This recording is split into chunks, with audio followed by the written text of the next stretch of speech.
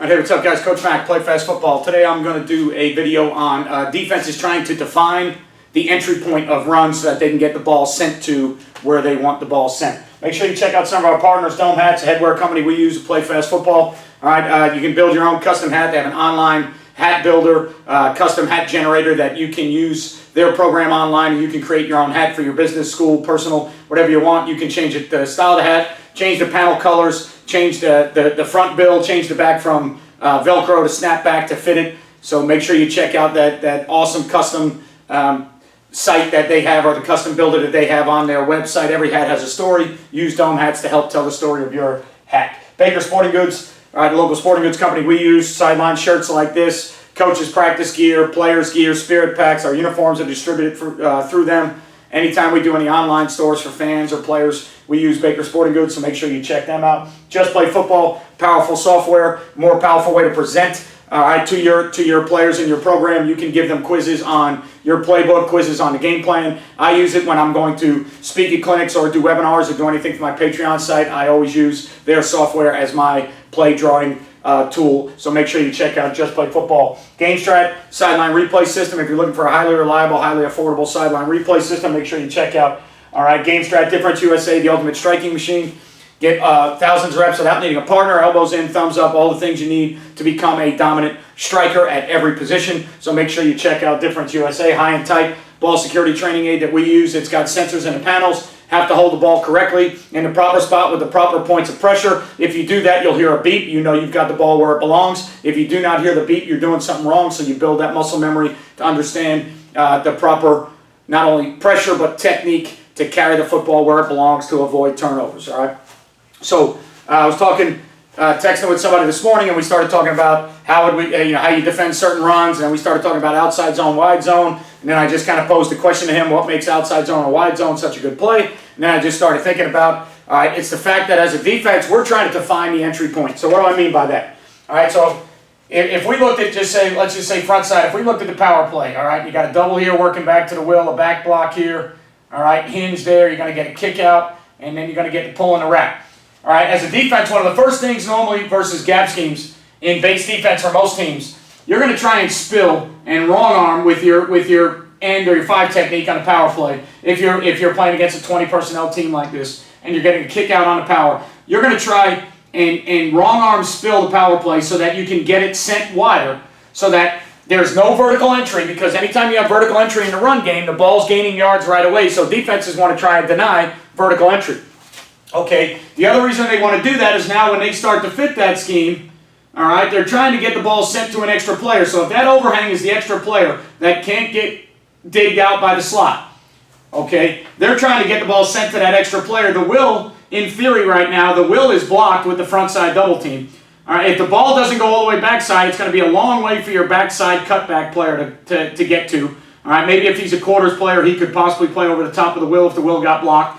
But the bottom line is they're trying to deny vertical entry, get the ball bounced wider to the free player that they have, which is right now that apex Sam linebacker or that nickel linebacker, right? So the defense is really trying to define the entry point for that play. They're trying to get it out of the A-gap. They're trying to get it out of the inside. They're trying to get it wrong-armed and spilled outside to make it go wider. Deny vertical entry, but at the same time, get the ball sent, all right, to where you have extra players. If you were looking at like a weak side ISO theory, so if you were looking at some type of weak side ISO theory here, and you had some type of scheme where it was a base on the 5, a base on the 3, they've already got great leverage there. They double the 1 technique back to the Mike, they got good leverage there. You get a base block on the 5, as long as he doesn't cross face, they're good. And now all of a sudden you get this ISO, all right, from the fullback on the will. When the will takes this on, most defenses are going to tell the will that they want to spill, all right, that play so that the ball goes to the extra overhang defender. So the defense, based on that play, based on the stimulus that they're getting, all right, and based on the blocks that they're getting up front, they're trying to get that ball. The will is trying to spill and define, all right, even though we know that this ball is going to try and enter. Okay, so if this was some type of zone ISO, even though we know this ball is going to try and enter, all right, anywhere from that front side A gap, possibly that backside B gap, if it's a zone insert theory, okay, they're trying to define that in that B gap, we're trying to get that ball sent wider. Okay, so the ball is either going to have to enter and bounce to an unblocked player, or it's going to bounce backside to an unblocked player. So the defense, in theory, even though the offense, diagrams the blocking scheme, and the entry point for the back based on the play, the defense really, in theory, is trying to dictate not only the original entry point, but then where the ball gets sent. Why? Because the defense is trying to send the ball to free hitters. Okay, so on a lot of the plays, the defense can't always necessarily define the exact entry point, but how they fit certain runs, all right, can either alter the entry point, or when the ball does enter, they can get it sent where they want to get it sent. Okay, so when you think about the wide zone play, what makes the wide zone play so good for the offense and so difficult for the defense is it has multiple entry points. All right, so if you were looking at it from a two-back set and you were looking at it, all right, let's say you're going to get some type of search theory, so the sniffer, for argument's sake, is going to search. All right, so let's say that they think on the outside or the wide zone play, let's say that they think they can get this apex blocked on the outside zone play. And now you're going to get the wide zone, all right, stretch crotch. Now what we're going to do is we're going to use the sniffer for this diagram as a search three player that is either going to get to the horn for the mic, or he might insert inside for the mic. And let's say the backside, they're going to work to cut off the one, all right, to the will, and then they might work to cut off whatever fold player is next. Well, the thing about the wide zone play as an offensive theory, it's got an aiming point probably 2 yards outside a ghost tight end or somewhere. It's different in every offense, but let's just say for argument's sake, the aiming point is 2 to 3 yards outside the tackle right now. Okay? The thing that makes the wide zone play so effective is based on how the defense responds to the stimulus of the reach blocks. All right, based on the front, based on the coverage structure, based on how you're trying to fit runs in your coverage structure. However you're defending this ball has some different entry points where it may hit to the perimeter. All right, it may hit back inside here. It may bend back, all right, all the way back behind the center there. Now, normally speaking, when you're talking about wide zone, does it look like it goes all the way back behind the center? Yes, it does, but that's because the center on good wide zone teams is normally working so far, all right, and maybe not as much here because we've got it drawn up with an insert, but if the center had to work to the mic, the center would be working so far to help the three to get up to the mic that when the ball goes behind the center, all right, it's not necessarily going behind the center where the center starts from. It's going behind the center who has moved 3 to 4 to 5 yards trying to displace the three technique and get up to the mic. Okay, so the fact that there's so much, all right, horizontal displacement going on, that ball has multiple entry points. So for the defense, it gets really hard to determine exactly where you're trying to fit that play to determine where the ball's going to enter. When we drew up the power play, off the down block kick out, if we got the power play spilled, and we worked on spilling those gap schemes like power counter, we can kind of get the ball to enter where we want it to enter. If we don't get it spilled, it's going to enter where they want it to enter. All right, well, because the wide zone is a read theory for the tailback, that ball has a few different entry points. That, to me, is what makes it such a difficult play for the defense to defend. All right, even in your base settings, if you're going to try and beat reach blocks and you're going to try and run reach blocks, well, that ball's going to come back inside, and now depending on how your mic's playing, your mic has to understand how to tempo the back, because if the mic gets too far over front and they get, all right, the will worked out, and then the sniffer is able to insert somewhere underneath the three technique, now the ball's going to come up in here with a lead block on the mic.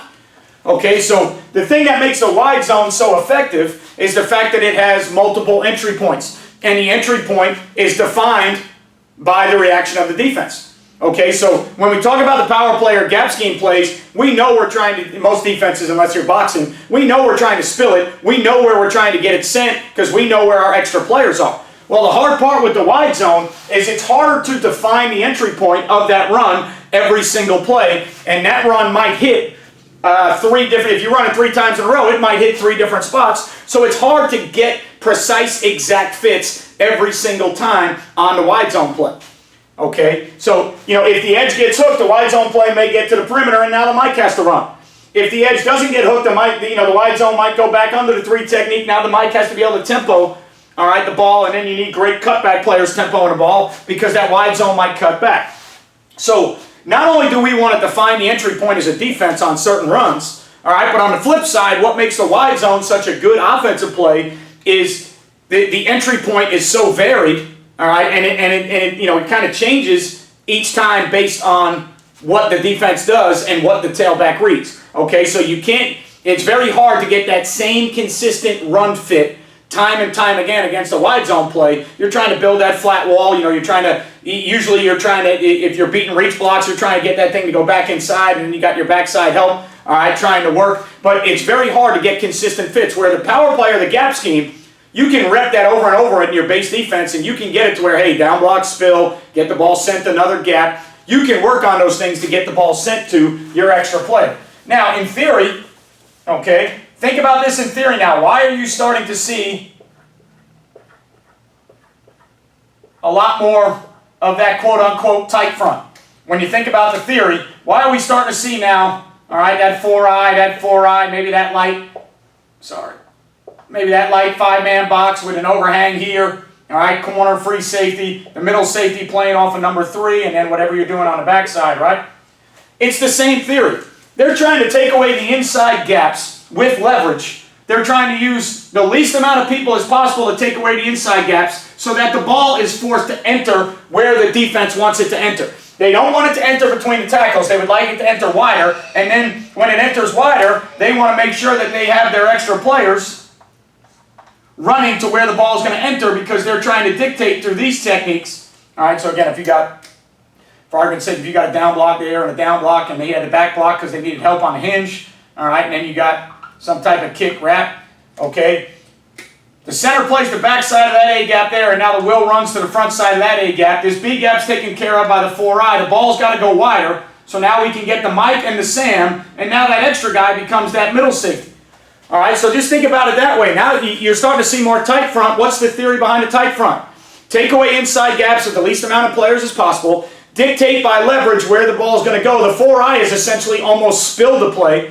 If they down block him, the ball has to enter where you want it to enter, and then you run to it. Okay, so take all those things together, piece them together, define the entry point as a defense for where you want the ball to go versus certain runs. Then start thinking about what makes the wide zone such a good play for offenses, because you can't, all right, continually, predictably, all right, define the entry point, which makes it tougher to fit. And now think about why we're seeing so many of these new tight front, odd front, light box defenses. It's all about sending the ball where you want to send it and dictating to the offense where the ball goes, getting your extra players there. All right, hopefully this video helps you understand why defenses try to define the entry point, why the wide zone is such a good football play, and why you're seeing the evolution of a lot of tight front, odd front, light box theories in the run game. Again, my opinion from what I study, what I look at in football, this is not, this is not gospel to the game of football. It's just my opinion. Hopefully this video helps you out. Click that subscribe button. Turn your notifications on. Thumbs up, thumbs down if you like or don't like the content. Leave me a comment. I try to respond to every comment that I can see on my end. Appreciate everything you do for Play Fast Football. Stay safe out there. Good luck if your season's starting up. You won't play well until you play fast, and I'll catch you guys